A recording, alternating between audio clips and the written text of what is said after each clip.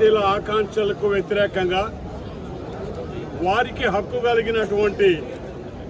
మంగళగిరిలో ఉన్నటువంటి 71 ఎకరాలని నిబంధనలకు విరుద్ధంగా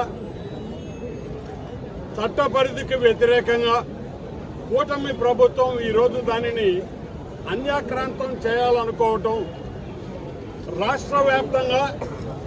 ముస్లిం మైనారిటీ సోదరులందరూ కూడా ఈ చర్యను వ్యతిరేకిస్తూ మాకు న్యాయం చేయండి అని చెప్పి ఈ జిల్లా అధికారుల ద్వారా వక్ఫ్ బోర్డుకి ఈరోజు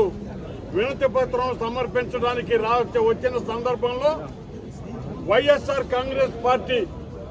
పూర్తి స్థాయిలో రాష్ట్ర వ్యాప్తంగా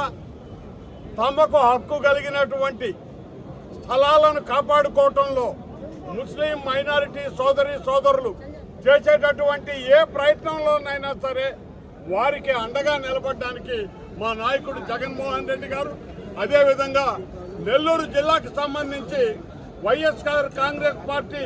యంత్రాంగం మొత్తం కూడా ముస్లిం మైనారిటీలకి